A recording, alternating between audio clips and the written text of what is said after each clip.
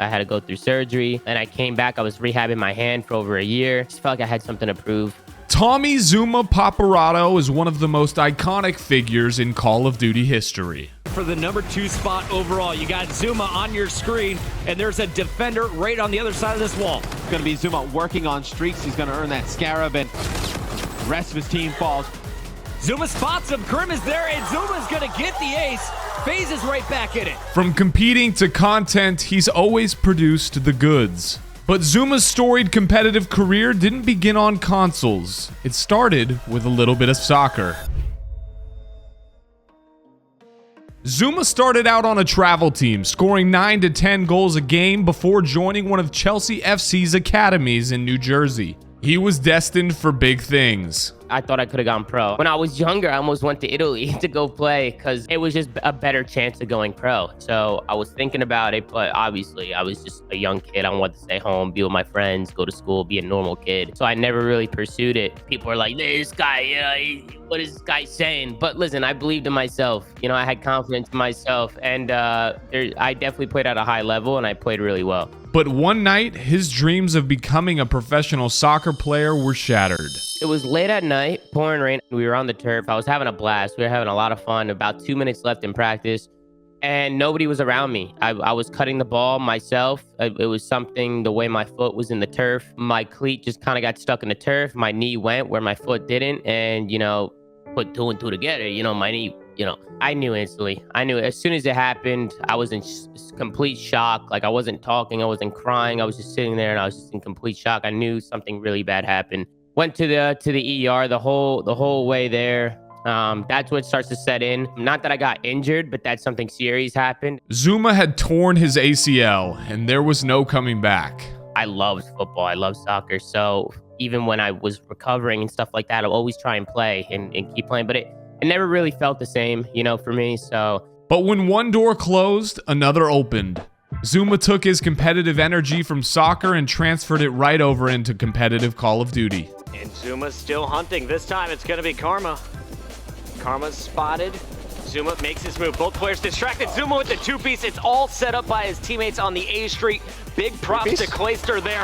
And ZooMaa continues to roll. I love the way they set up his play. And even before his injury, he'd already competed in online tournaments. There were some tournaments I used to play online, like S&D tournaments on game battles. I'm sure a lot of people remember that from back in the day. So I'd play a lot of game battles tournaments during the week, probably like 2 or 3 a week, because you got to keep in mind, I'm working at shop, right? I'm working a job, I'm bagging groceries. I'm going to school full time, and I'm playing ball. So, you know, to balance those three things out with gaming, it was so hard for me. Like, there was definitely nights where I just wasn't sleeping because I was just, you know, gaming all night. So it was just a weird cycle that I was on. It wasn't exactly the healthiest, but that's how I met Noxide, TJ Haley, and Vex. ZooMaa keeping A control. B spawn trap being set up right now. ZooMaa's going to need help, though, at A, surrounded by 3 players.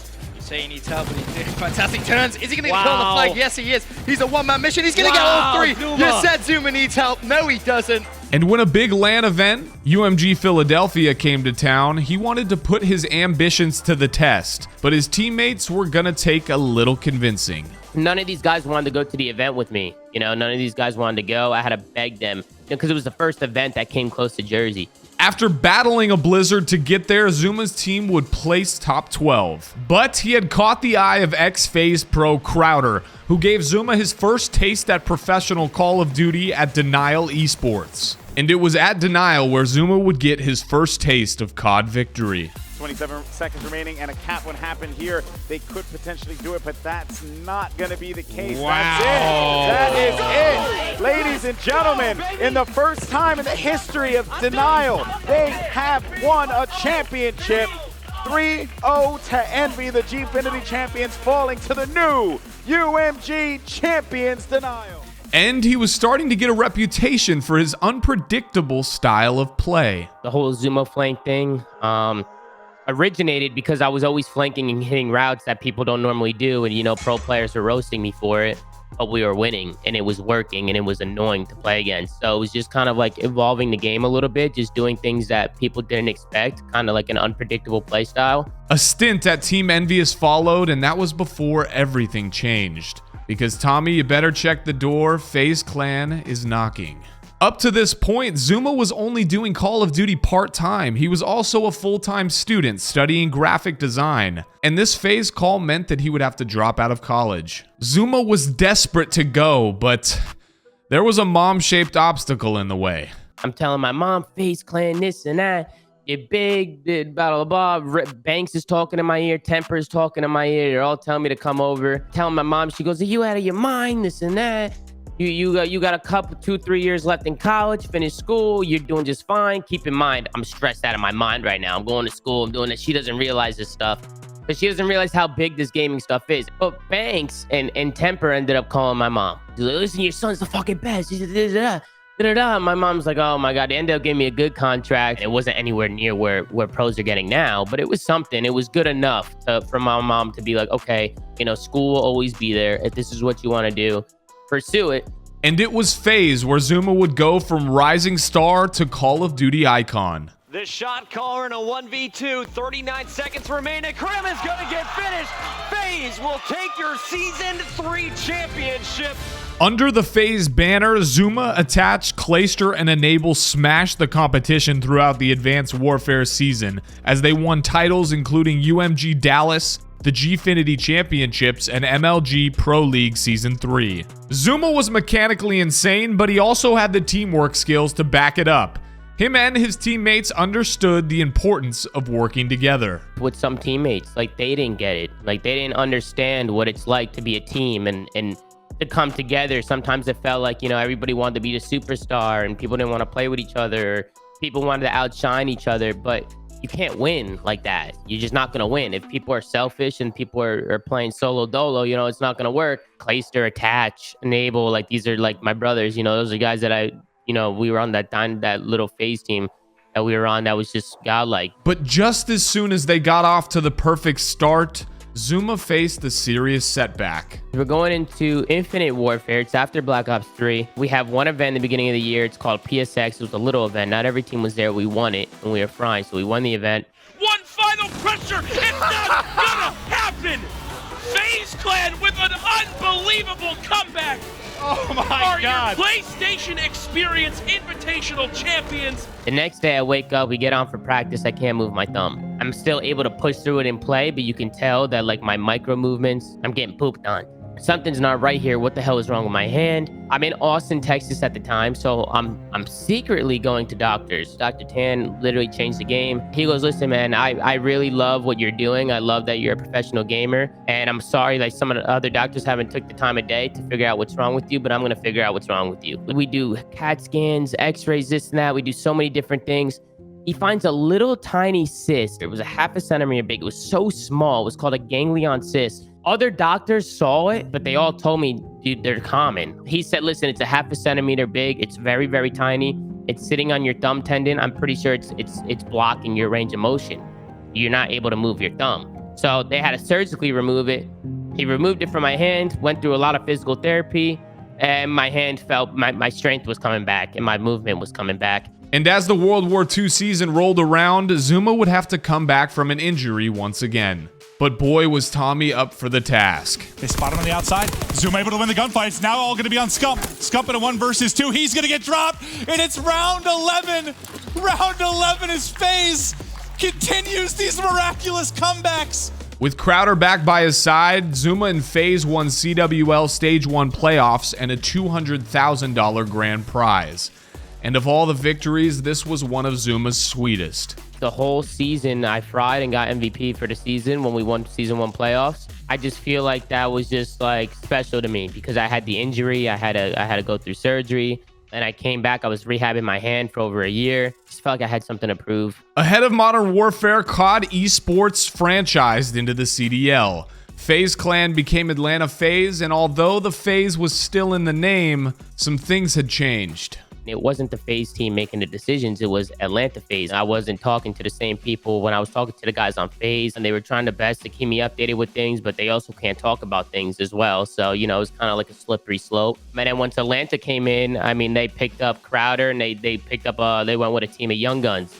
and they picked up a bunch of 18-year-olds. So for me, it was just kind of like, you know, in with the new, out with the old, which, you know, it is what it is. And ZooMaa's new home became his old one as him and Clayster joined the New York Subliners. I just felt like I had a connection there with the city. My dad did a lot of work in the city, so I felt a connection to the New York Subliners, and just being back home next to family and being able to do what I love and come out and play, it was a no-brainer for me. So for me, it was just, you know, go back home. It was all love. And even though he was still on a new team, ZooMaa found success. They have done it. Congratulations, Subliners.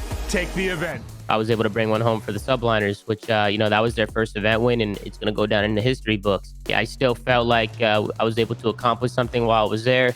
But just as the Cold War season was getting underway, ZooMaa's past problems flared up again. I remember it was in the Cold War season. We're going into my second year with the New York Subliners. My hand is just getting worse by the day. I mean, the games are getting faster. The competition's getting harder. I'll get on for 2 hours and I'm the best player in the world. And then once it hits the third, fourth hour, you know, my hand is fatigued. It's starting to go. It's weak. I can't move my thumb. That was like one of the main things, just from like all the scar tissue and all the work that was done on my hand. It would just slow down as time went on. After 2 hours of practice, I remember Clayster yelling at a guy, one shot in the corner to, you know, easy trade. Like, I could do this with my eyes closed. But I turn the corner and I can't move my thumb. So I ended up getting smoked. Clay's roasting me. He's like, how the hell did you lose that, this and that? Or after that practice, I battled through the rest of that scrim because I wanted my teammates to have good practice that day. And then it was after that where I ended up taking a step back. Hardest decision I ever had to make. Hardest decision. I mean, I was in tears just even thinking about it. And especially when I was writing my statement that I wanted to put out, I couldn't even write it. It was tough, but I'm happy I did it, because I just feel like even for me, just mentally, just playing through an injury every day and not knowing what the heck my hand is going to feel like, it just stressed me out. I was just, for years on years after the surgery, I just wasn't as confident just because I physically couldn't do it anymore. So mentally, it was just draining me and killing me. I definitely feel like I made the right decision. Now, while his Call of Duty career was over, ZooMaa still had plenty to offer the COD community as he launched The Flank, widely renowned as the best post-game show in Call of Duty. Ladies and gentlemen, welcome to another episode of The Flank. For ZooMaa, running this show was one of his more unexpected talents. I don't even look at myself as a broadcaster. I never did. If anything, I used to think my voice was annoying as hell. It is what it is. People say I have a good voice for it. I have a good voice for it. I'm just having fun and being myself, man. I don't even think about it like that, you know? So for people to look at me like that, when I was playing football, I never thought I'd be playing pro games. Now I'm playing pro games. I never thought I'd be running a show. I'm just doing what I like to do and just having fun doing it. I'm very blessed and grateful and thankful that a lot of people have been showing me love. We've built a great foundation and a great family in my stream. And, you know, I'm, again, just very thankful for it all. The Flank quickly became go-to content for COD fans all around the world, racking up thousands and thousands of views. ZooMaa left the Subliners at the end of the 2021 season, and just a few weeks later, he returned to where it all began. I'm back.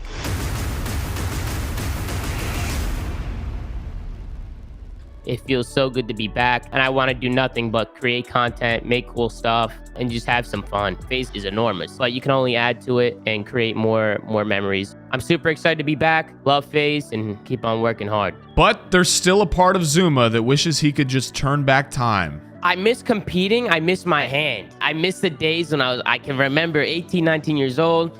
I'll play 13 hours and my hand is, I feel nothing. My hand is numb, you know, it feels like nothing's wrong. As I got older, you know, 24, 25 years old, and I'm competing, I wake up in the morning, I'm like, I don't know, like, how the hell am I going to play today? You know, my hand hurts. So I guess that's just something that comes with age, but you got players now who are complaining about the same shit. But for me, yeah, it was just missing my prime. No worries at all. Don't have any obligations, nothing I got to do. Just get on the game and go hard and have some fun for 10, 12 hours a day. And then, of course, the competitive atmosphere of it is just something that you can't replicate. And when it comes to the future for ZooMaa? For me, it's about living in the moment now, having fun, doing content, doing things that I love to do.